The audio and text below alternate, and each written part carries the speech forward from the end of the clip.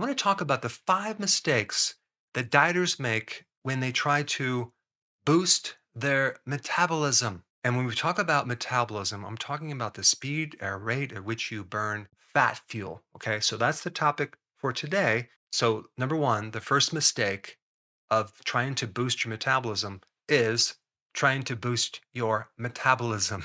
Understand that a slow metabolism is not really a slow metabolism, it's an efficient metabolism. So, when I talk about efficiency, I'm talking about some machine that can run on a smaller amount of fuel more efficiently.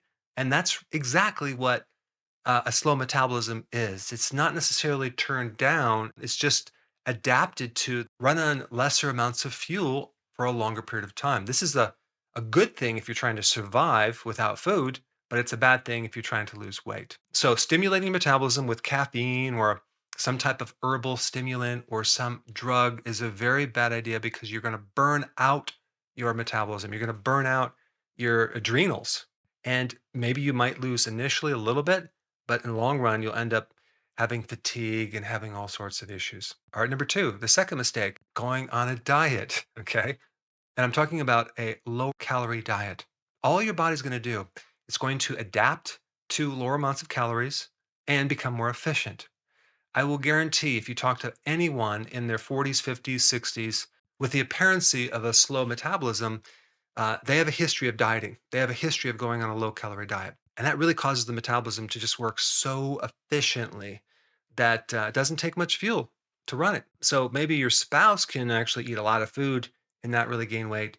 But with you, you just eat a little bit and you might gain weight because your body has adapted. Going on a diet or reducing the calories just trains the metabolism to just work more efficiently. Number three, you've probably heard of this before, stoke the metabolic flame by consuming 6 meals through the day. And whatever you do, don't skip a meal because then you're going to slow your metabolism down, which is absolutely not true. Eating more food or eating more frequent foods does not stoke your metabolism fire. It doesn't stimulate your metabolism. It doesn't speed things up because every time you stoke that fire with eating, you trigger insulin. Insulin is the gatekeeper.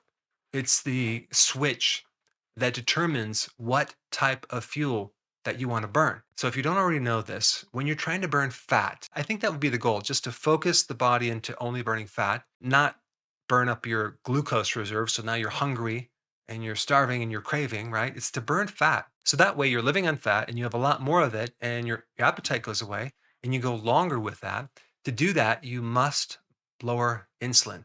You must lower your carbs. It's the only way to tap into the fat because insulin is one of the major fat storing hormones that, even in small amounts, can prevent you from tapping into that fat. So, above all else, the lowering of your carbohydrates is going to be one of the most important things. And number four, you want to make sure you don't overtrain. Let me just tell you a quick story of a patient who came to see me, and I'm not kidding. I'm not kidding.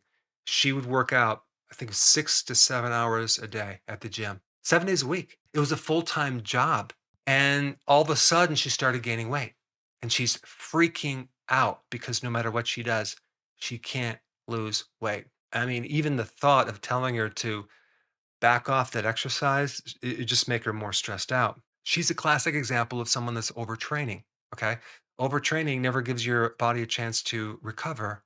And think about this: when you exercise, you're not really necessarily burning all your fat. The fat burning occurs in the recovery phase. I have another story to tell you. There was a lady who came to see me. She was probably 52, came in to try to lose weight, and she decided not to work with me. Instead, she was going to go to the gym and work with her friend to exercise over a period of time to lose weight. Well, I saw her come back in my office a year later, really depressed, and she looked, if not the same, a little bit more overweight. And she basically told me she lifted, I don't know how many thousands of pounds of weight over a course of a year. I mean, like the workouts, I think there were 3 times a week, 2 hours a workout, just all this effort, right? I think she said she lost a pound or two, but talk about depressing. Here's another example of someone that's overtraining, and her real problem was that she wasn't able to sleep. So all that exercise never had a chance to create any benefit in the recovery phase because she just couldn't sleep and she was overtraining and it was just terrible. All I did is help fix her sleep problem, and within 3 months, I think she lost some major weight and she looked really good.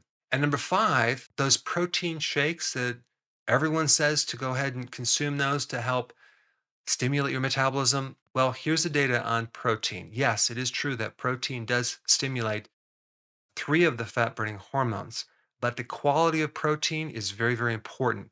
These protein shakes many times are not the best quality. Usually there is some type of refined protein powder that doesn't come from nature. I mean, even the whey protein powder is not natural. They're taking out the fat. It's very lean. It's one of the highest things on the insulin index scale, the very hormone we're trying to avoid. So I would recommend, instead of the protein shakes, have real meat protein, animal protein. It's the best. There's also what's called the ideal protein. They use soy protein isolates. I'm very much against that. I do notice that some people lose weight, but they don't look good as they lose weight. They kind of look ragged, their hair dries out, their skin doesn't look vibrant. It's not the best way to help you lose weight. So here's a really important concept. It's not lose weight to get healthy, it's get healthy to lose weight. Okay. If you just focus on getting healthy and using fat as your fuel, you will lose weight. But realize in the process, something has to happen first. You have to first convert your body into the state of ketosis. That could take a little bit of time. And the way that you know that you're in ketosis is that your appetite goes away. You're no longer craving for anything. Okay. You're able to do intermittent fasting, go longer periods of time without eating. But because you have adapted to your fat, it's not going to create a stressful situation. It's not going to create a more efficient metabolism. So think about this. You have a very efficient car, right? Which is a person with a kind of a slow metabolism. And then maybe you have a Hummer, which is basically a fuel hog. It wastes fuel. That's what you want. You want to create a system that wastes a lot of fat so you can get this fat off your body. You don't want to create a more efficient system unless you're going to be in an environment where you're not going to have a lot of food. Then maybe it's a good idea. Let's say, for example, in that series, Naked and Afraid, right, where you have to get your own food, right? Well, someone with a very efficient metabolism would survive much better, okay, in that environment. So maybe having this efficient metabolism would be a really good thing if you enrolled in that TV program. But other than that, it's not the best idea. We want to waste fuel. We want to waste a lot of fat fuel. You can do that with ketosis by lowering your carbohydrates. You want to burn fat as fuel. Okay, so how do you do that?